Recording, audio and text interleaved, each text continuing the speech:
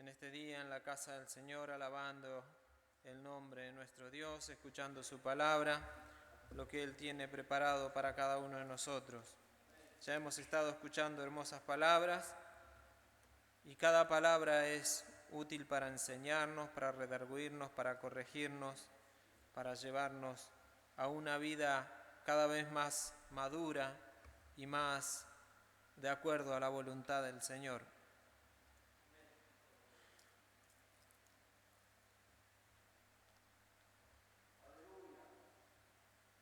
Hoy vamos a estar compartiendo un pensamiento, un versículo de que nos habla de que nosotros tenemos por delante una cita que es impostergable. Y más con este tiempo, con esta pandemia, para todos nosotros en este mundo tenemos que sacar turno. Un turno para ir al médico, para el oculista, para el dentista, hasta para el mecánico. Uno antes iba y lo atendían directamente, ahora para todo tiene que tener un turno. Y muchas veces el turno que nos dan se puede cancelar. Se cancela porque no hay luz, porque no hay sistema, porque han dado un día feriado, como pasó en la municipalidad. Pero la cita que tenemos nosotros como cristianos es una cita que no se puede posponer. Es una cita que todos vamos a tener que acudir y no va a ser pospuesta. Vamos a leer 2 Corintios capítulo 5, versículo 10. Segunda libro de Corintios, carta a los Corintios, capítulo 5, versículo 10. Dice así: porque es necesario que todos nosotros comparezcamos ante el tribunal de Cristo, para que cada uno reciba según lo que haya hecho mientras estaba en el cuerpo, sea bueno o sea malo. Nosotros un día nos tendremos que presentar delante del tribunal de Cristo. Aquí el apóstol usó la palabra comparecer. Y comparecer significa poner en evidencia o demostrar delante del tribunal, delante del Señor, lo que hicimos en esta vida. Este tribunal esta cita es solamente para los creyentes. Romanos capítulo 14, versículo 12.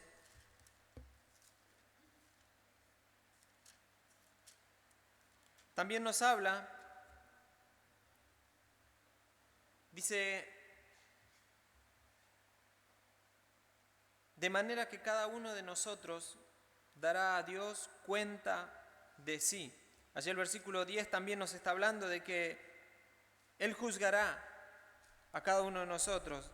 El último versículo de Eclesiastés también dice que Dios traerá toda obra a juicio para dar su recompensa. Eclesiastés capítulo 12, versículo 14 dice, sea buena o sea malo.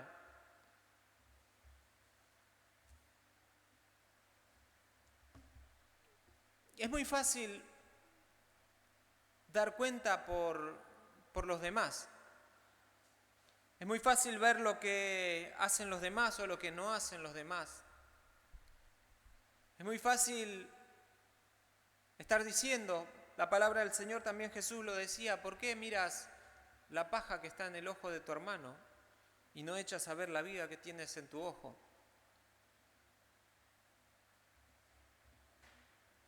Los que no son creyentes no van a ser juzgados en este juicio, sino que, como dice Apocalipsis capítulo 12,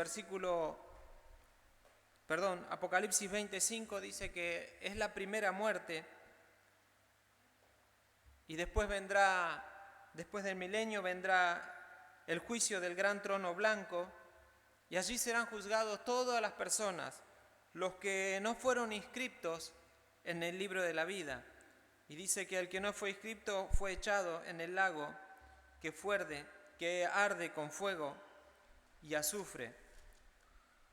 Estábamos leyendo este versículo y dice que es necesario. Ninguno de nosotros, ninguno de los cristianos, va a poder escapar de aquel juicio. Ninguno va a quedar afuera, dice, porque es necesario que todos nosotros comparezcamos ante el tribunal de Cristo.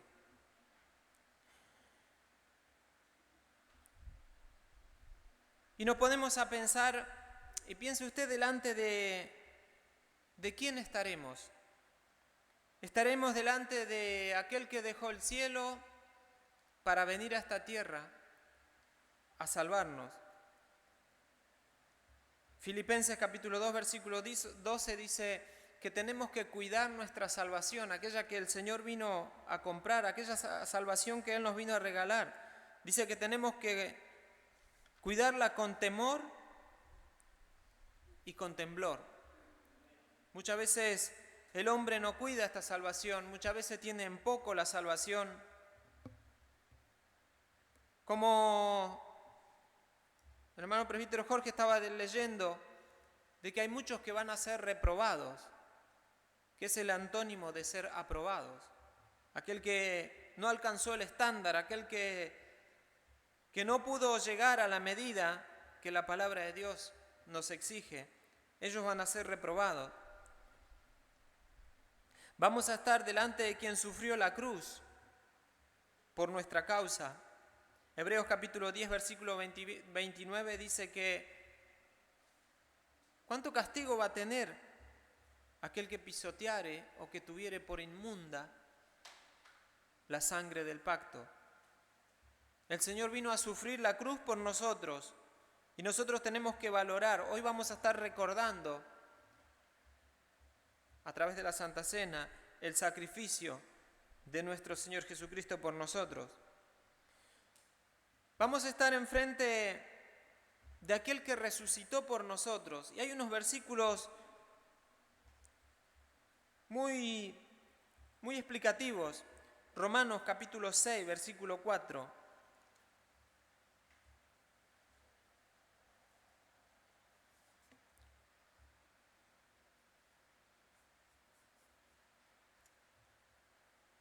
Dice, porque somos sepultados juntamente con Él para muerte por el bautismo, a fin de que como Cristo resucitó de los muertos por la gloria del Padre, así también nosotros andemos en vida nueva.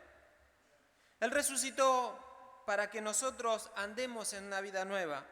No sirve de nada que el cristiano que viene a la iglesia, aquel que concurre, aquel que dice ser nacido de nuevo, pero no tuvo un cambio en su vida. El Señor dice que resucitó para que nosotros tengamos una vida nueva. El próximo capítulo de Romanos, el 7, también versículo 4, dice, así también vosotros, hermanos míos, habéis muerto a la ley mediante el cuerpo de Cristo para que seáis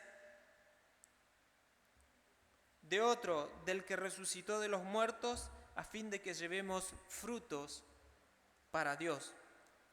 El Señor dice acá que resucitó para que nosotros llevemos frutos para Dios. Y allí empieza a abrir el interrogante en nuestra vida. Nosotros andamos en una vida nueva. Nosotros tenemos frutos para Dios, como la palabra de Dios nos está diciendo. En Efesios capítulo 2, versículo 6,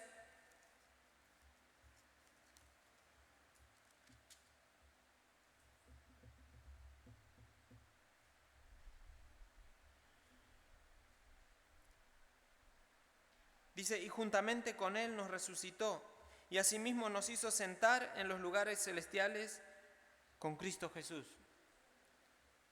Él nos hizo resucitar y resucitó por nosotros para hacernos sentar a nosotros en lugares celestiales.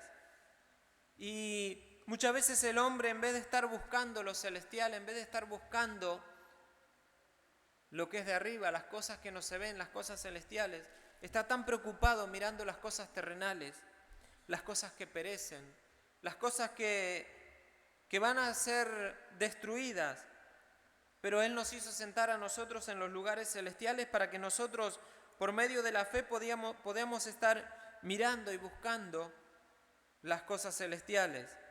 Dice que donde el orín, donde el óxido y donde la polilla no puede llegar, es allí donde tenemos que tener nosotros nuestro tesoro. Y en Filipenses, Tesalonicenses, capítulo 1, verso 10 dice que Él resucitó y nos libra de la ira venidera. Hay una ira que estaba decretado para todos los hombres, todos los que no aman al Señor, pero a través de lo que hizo nuestro Señor Jesucristo, en quien nosotros vamos a comparecer y delante de quien nosotros vamos a tener que presentarnos, aquel que resucitó por nosotros, Él es el que nos va a quitar, nos va a librar de esta ira venidera que viene sobre todos los hijos de desobediencia. Vamos a estar delante del que nos conoce, delante del que llevó la cruz, delante del que resucitó por nosotros, y vamos a estar delante de aquel que nos limpia de todo pecado. Primera Juan capítulo 1, versículo 7 dice que andemos en luz y tengamos comunión los unos con los otros. Si andamos en luz y tenemos comunión los unos con los otros, la sangre de Jesucristo nos limpia de todo pecado. Y para estar nosotros allí delante de la presencia del Señor, sabemos que tenemos que estar limpios de todo pecado. No puede entrar nada allí en la presencia del Señor porque Él es santo y 3 veces santo, y ninguna inmundicia, ningún pecado puede entrar en la presencia del Señor. Vamos a estar también delante del que escucha nuestras oraciones, porque Él no nos ha abandonado, Él no nos ha dejado. Isaías 59:1 dice que no se acortó la mano del Señor para salvar, ni su oído se agravó para oír. Nosotros lo que oramos, nosotros lo que le pedimos, nosotros lo que le decimos, Él está atento a nuestras oraciones, escuchando.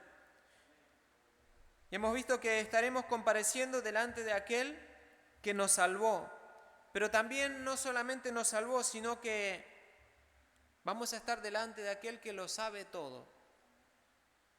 ¿Cómo es que nosotros vamos a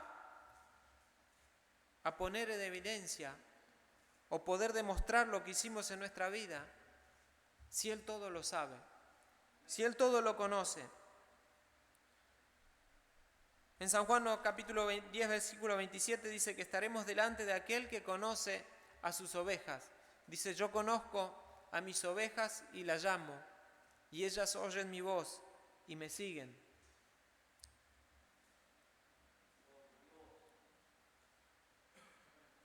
Allí cuando estaremos delante de la presencia de Él, nada quedará oculto, nada podremos esconder. Si Él conoce aún las intenciones del corazón, dice el salmista que la palabra no estaba en nuestra boca y aún Él ya lo conocía. No habrá manera de que nosotros podamos ocultar o querer engañar al Señor, porque Él todo lo sabe. Hay cosas que el Señor conoce muy bien de nosotros. Él conoce lo que día a día ocupa nuestra mente, lo que nosotros estamos pensando. ¿Qué es lo que a nosotros nos preocupa? ¿Qué es lo que nosotros nos imaginamos? ¿Qué es lo que pensamos? ¿Qué es lo que deseamos? Todo Él lo conoce. Él conoce lo que nosotros vemos, lo que leemos, lo que miramos estando en nuestra casa, estando en nuestro trabajo. Él todo lo conoce, Él todo lo sabe. Así que delante de Él vamos a estar. Él conoce cómo administramos nosotros los recursos, lo que Él nos ha dado. Y no solamente estamos hablando del dinero, sino que cómo administramos nuestro tiempo, cómo administramos nuestra familia, cómo administramos nosotros en la obra del Señor. Él todo lo sabe y en todo tendremos que dar cuenta. Nosotros pensamos que lo que nosotros tenemos y sabemos que Él es el que nos dio, pero por más que Él nos dio para nosotros, si nos dio una familia, si nos dio una casa, si nos dio las bendiciones, sea lo que sea que Él nos dio, pero de todo vamos a tener que dar cuenta delante de Él.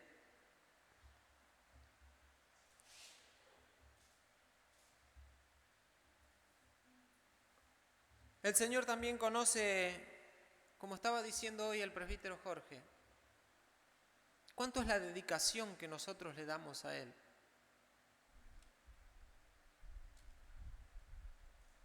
Muchos que quizás usando la excusa de que está la pandemia, de que está el coronavirus,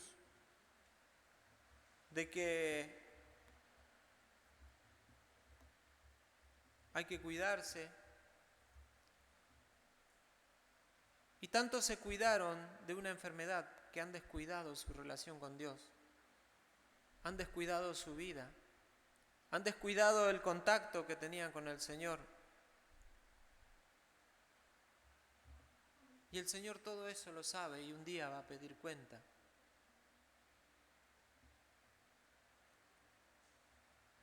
Vamos a estar delante de aquel que también conoce los secretos más guardados que tenemos en nuestro corazón.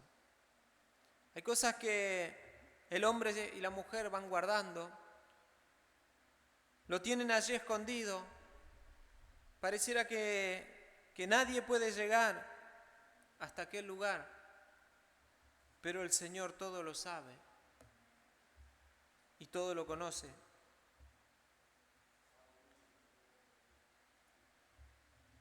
Vimos que vamos a dar cuenta, vamos a estar delante de aquel que nos salvó, delante del que nos conoce, también delante del que nos ha enviado y nos ha dado una tarea. Todos los cristianos hemos sido llamados a servir en una u otra manera, algunos en un ministerio más visible, otros en un ministerio más escondido, pero todos tenemos un llamado a servir al Señor. Dice 2 Corintios 5:20,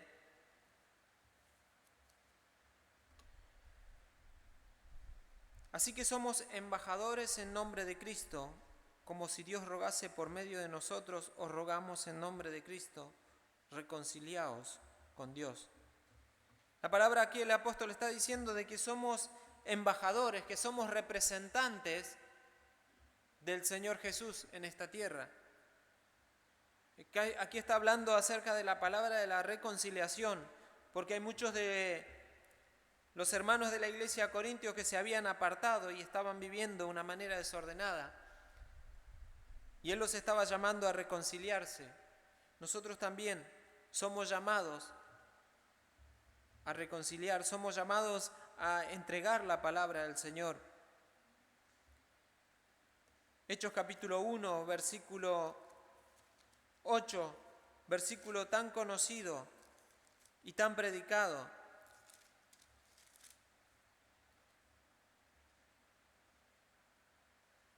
Dice, pero recibiréis poder cuando haya venido sobre vosotros el Espíritu Santo, y me seréis testigos en Jerusalén, en toda Judea, en Samaria y hasta lo último de la tierra. El Señor dijo que cuando la persona iban a recibir, sus discípulos iban a recibir el Espíritu Santo, serían testigos. Nosotros, cada uno cuando aceptó al Señor Jesús, dice que ya tiene el Espíritu de Dios. No tiene nada que ver con el bautismo y con el ser lleno del Espíritu Santo. Pero aquel que tiene el Espíritu de Dios ya es testigo. Y como hoy estaba mencionando, que el Espíritu mismo da testimonio a nuestro espíritu de que somos hijos de Dios. Después tenemos que buscar el ser investidos con el Espíritu Santo, el ser llenos del poder. Y ahí seremos más testigos, pero ya somos nosotros porque el mismo Espíritu nos enseña. Filipenses capítulo 2, versículo 15.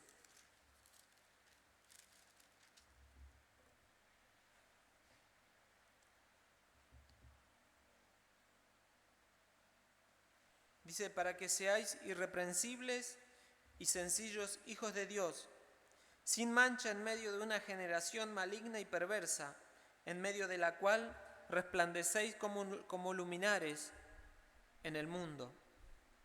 En otros versículos en los evangelios Jesús estaba diciendo, vosotros sois la sal de la tierra, vosotros sois la luz del mundo. Y aquí nos está diciendo que en medio de una generación maligna y perversa, nosotros tenemos que resplandecer como luminares. En aquella generación que está viviendo en tiniebla, como Lot, que estaba viviendo en medio de una ciudad tan perversa, en las ciudades de Sodoma y de Gomorra, pero por gracia del Señor, dice que Él afligía su alma cada día viendo lo que pasaba en la ciudad. Nosotros también tenemos que ser luminares. Muchas veces nos va a afligir lo que está pasando, muchas veces nos va a disgustar, pero nosotros todo lo dejamos en la mano del Señor, que Él sea el que guíe nuestras vidas. Nosotros tenemos que hacer nuestra parte y resplandecer como luminares, marcar la diferencia, ser aquellos que son diferentes en el mundo, que todos se den cuenta de que somos la luz del mundo. Allí cuando estaremos delante de la presencia del Señor, la palabra de Dios nos dice que Él va a estar dando recompensas. Apocalipsis 22, 12.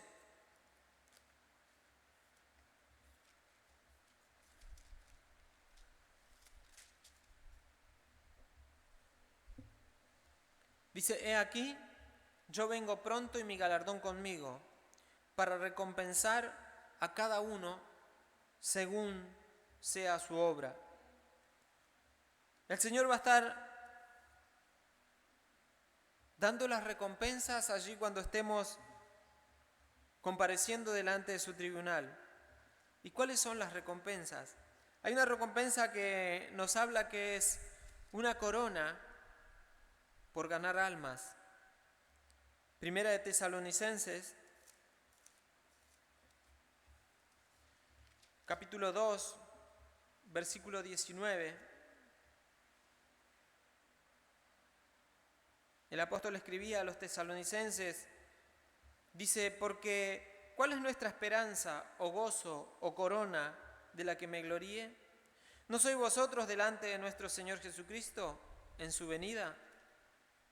El apóstol estaba diciendo de que él había predicado allí a la iglesia, a los que estaban en Tesalonicense, una iglesia que estaba compuesta por judíos, por griegos, y tuvieron una gran persecución, tuvieron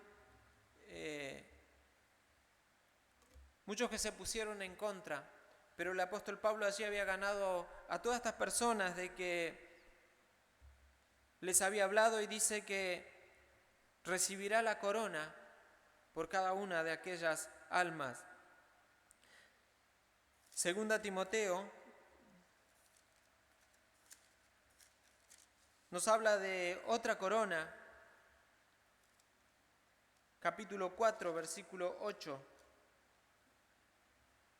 Por lo demás, me está guardada la corona de justicia, la cual dará el Señor juez justo en aquel día, y no solo a mí, sino también a todos los que aman su venida. Qué importante es estar amando la venida del Señor, estar esperando que el Señor regrese, estar preparados y estar listos para que aquel día, cuando llegue el momento, cuando suene aquella trompeta y venga el Señor, todos los que le estuvieron esperando tendrán una corona.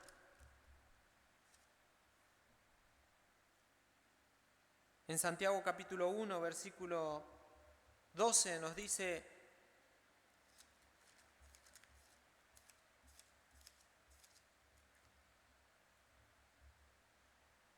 bienaventurado el varón que soporta la tentación, porque cuando haya resistido la prueba, recibirá la corona de vida que Dios ha prometido a los que le aman. Dice que aquel que soporta la tentación, aquel que resiste la prueba, aquel que llega hasta el final del camino, recibirá la corona de vida. ¿Cuándo será? Cuando estemos allí, delante del tribunal de nuestro Señor Jesucristo. También hay una corona de gloria por cuidar el pueblo de Dios. Primera de Pedro, capítulo 5, versículo 4. El apóstol estaba hablando de apacentar la grey de Dios. Y esto no es solamente para los pastores, los que están al frente de la iglesia, sino que cada uno de nosotros tenemos la ocupación y la tarea de estar apacentando, estar enseñando cada uno de nosotros en nuestras casas, a nuestros hijos, a los que Dios pone delante de nosotros. Y Pedro está hablando después de que, recuerden que Jesús, después de haber resucitado, 3 veces le preguntó a Pedro si lo amaba. Y le decía, apacienta mis corderos, pastorea mis ovejas. Entonces Pedro está hablando aquí, dice en el versículo 4, y cuando aparezca el príncipe de los pastores, vosotros recibiréis la corona incorruptible de gloria. Y cada una, para que nosotros recibamos todas estas recompensas, todo depende de cómo vivimos aquí en esta tierra. No es que la corona la vamos a ganar o la recompensa la vamos a ganar cuando ya estemos en el cielo. No es un concurso a ver quién alaba mejor, quién canta mejor, sino es por lo cómo nosotros nos desempeñamos y cómo vivimos aquí en esta tierra, cómo cumplimos nosotros lo que el Señor nos ha dejado.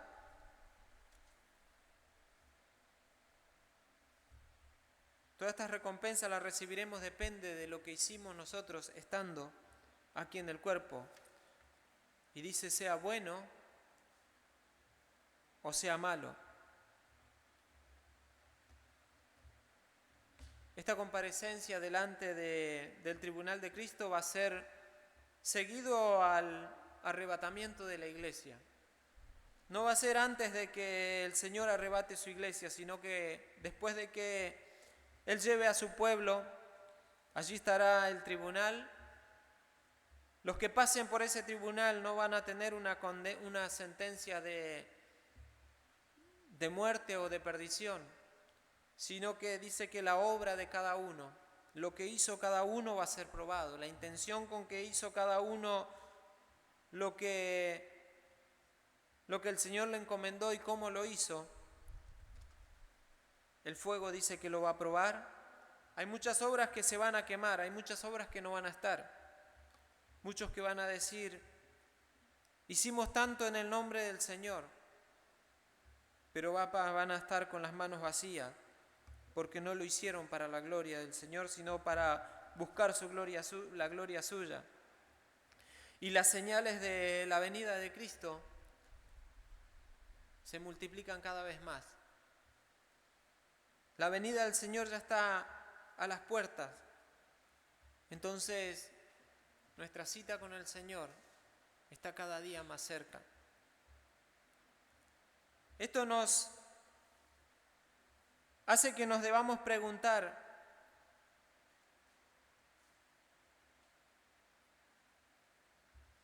¿qué ajustes tenemos que hacer nosotros en nuestra vida antes de que lleguemos a comparecer delante del tribunal de Cristo? ¿Qué cambios tenemos que hacer en nuestra vida? ¿Cuáles son nuestras prioridades? ¿Cuáles son nuestras metas? Sabiendo de que en cualquier momento nos presentamos allí delante del trono del Señor. Y allí tenemos que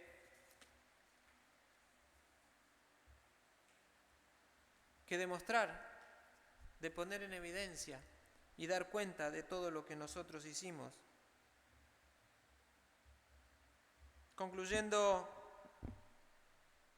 esta pequeña reflexión, solamente nos queda decir que tenemos que vivir sabiendo de que en cualquier momento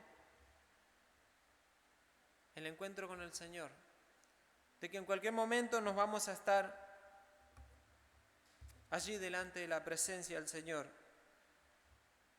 Hoy todavía nosotros tenemos tiempo, hoy todavía nosotros tenemos la oportunidad de poder reflexionar. Si hay algo en nuestra vida que no está de acuerdo a la voluntad de Dios, pedirle perdón al Señor. Si algo hicimos que no está de agrado a la palabra de Dios, y el mismo Espíritu Santo nos va a decir qué es lo que hicimos bien y qué es lo que hicimos mal. Cada vez que nosotros no procedemos correctamente, allí se enciende esa alarma y el Espíritu nos hace entender de que no hicimos lo correcto. Por eso nosotros también tenemos que aprender a escuchar la voz del Espíritu Santo. Nosotros tenemos que aprender a escuchar qué es lo que el Señor nos está diciendo, cuándo el Señor nos está advirtiendo. Si nosotros lo dejamos pasar, dice que somos juzgados y luego viene el castigo del Señor.